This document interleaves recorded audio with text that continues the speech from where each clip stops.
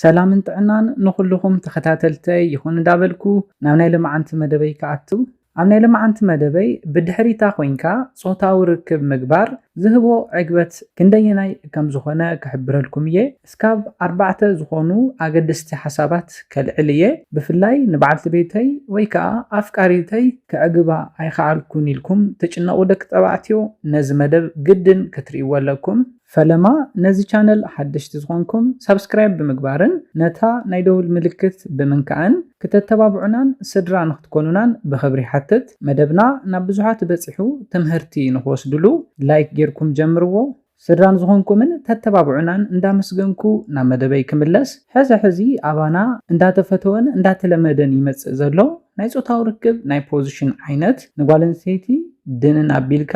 ብብርካ ተንበርኪኻ ኣእዳዋ ንቅድሚት ተጎዝጊዛ ዝግበር ወይ ከዓ በእንግሊዝኛ ዶጊ ስታይል ንብሎ ናይ ጾታዊ ርክብ ናይ ፖዚሽን ዓይነት ብብዙሓት ፍቁራት ወይ ከዓ ሰብ ሓዳር ብደቂ ተባዕትዮ ከምኡውን ብደቂ ኣንስትዮ ብጣዕሚ ተፈታዊ ከም ዝኾነ ዝፍለጥ እዩ ንምንታይ እዩ ደኣ ተፈታዊ ኮይኑ እንተይልኩም 4 ሓሳባት ኣልዒልና ክንርኢና እቲ ቀዳማይ ሓሳብ ጓል ኣንስተይቲ ናቹራሊ ኣብ ብልዕታ ከባቢ ብዙሓት ስፓታት ኣለዉ እዘን ቦታታት ወይ ከዓ ስፓታት ንጓል ኣንስተይቲ ናብ ናይ ጾታዊ ርክብ ዕግበት ንምብጻሕ ዝሕግዛን ዘብጽሓን እዩ እቲ ኣገዳሲ ስፖት ድማ ጂ ስፖት ዝበሃል እዩ እዚ ስፖት ዝርከብ ድማ ካብ ሕምብርተን ፍርቂ ስዳሮ ዝኣክል ተጸጊዕና ብውሽጣዊ ክፋል ዝርከብ እዩ እንታይ ደኣ ነዚ ዶጊ ስታይል ዝበሃል ፖዚሽን ኣብ ንጥቀመሉ እዋን ፈለማ ነቲ ጂ ስፓት ብቐሊሉ ክነክእ ዝሕግዘና እዩ ናብ ዕግበት ንክበጽሓ ድማ ደቂ ኣንስትዮ ጂ ስፓተን ብናይ ወዲ መትሎ ብደንቢ ክሕሰይ ኣለዎ ጓል ኣንስተይቲ ድንን ኣብ ትብለሉ እዋን ኣጥዋታ ናብ ዓራት ብደንቢ ኣብ ዝጽግዐሉ እዋን ኣብ ከብዳ ታሕተዋይ ክፋል ከባቢ ዘሎ ውሽጣዋይ ክፍሊ ብልዕታ ናብቲ ደጋዋይ ክፋል ብልዕታ ስለ ዝወፅእ ናይ ወዲ መትሎ ዋላ እኳ ንእሽተይ እንተኾነ ነቲ ስፓት ብደንቢ ገይሩ ክሓሳስዮ ስለ ዝኽእል ነታ ጓል ኣንስተይቲ ብቐሊሉ ናብ ዕግበት ከብጽሓ ይኽእል እዩ ስለ ዝኾነ ድማ ብደቂ ኣንስትዮን ብደቂ ተባዕትዮን ተመራጺ ዝገብሮ ነዚ እዩ ብተወሳኺ እውን ንሙሉእ ቅርጺ ሰውነታ ብላዕሊ ኮይንኩም ክትርእይዎ ስለ ትኽእሉ ንኹሉ ኣክሽናን ንሕቁኣን ብምሓዝ ንምቁፅጻር ዝሕግዘኩም እዩ ስለ ዝኾነ ነዚ ብሉጽ ፖዚሽን ክትጥቀሙ ክሕብረልኩም ይደሊ እቲ ካልኣይ ክለዓል ዘለዎ ጠቕሚ ናይ ዶጊ ስታይል ፖዚሽን ድማ ሓደ ሰባት ብናይ መቕመጫ ጾታዊ ርክብ ወይ ከዓ ኣናል ሴክስ ዝተወለፉ ሰባት ኣለዉ ነዚ ወልፊ ንምግዳፍ እንተደሊኹም ድማ ንዶጊ ስታይል ፖዚሽን እንተትጥቀሙ ተቐራራብን ተመሳሳልን ስለ ዝኾነ ማለት እውን መቐመጫን ብልዕትን ዝርከበሉ ተቐራራቢ ስለ ዝኾነ በዚ ፖዚሽን ብብልዕታ ጾታዊ ርክብ ክትገብሩ ከለኹም ነቲ ኣናል ሴክስ ብምርሳዕ ዝሓሸን ጥዕንኡ ዝተሓለወን ጾታዊ ርክብ ንክትፍጽሙ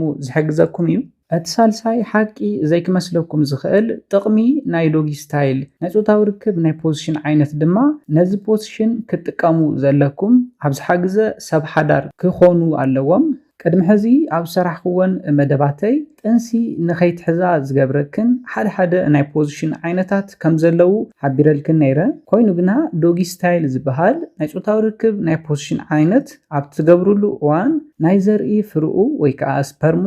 ኣብ ዝሰደሉ እዋን ቀልጢፉ ናብ ማህፀና ኣትዩ ንንቋቁሖ ናይ ምስባር ዕድሉ ካብ ካልኦት ናይ ፖዚሽን ዓይነታት ብዕጽፊ ዝወሰኸ እዩ ካብ ሕቋ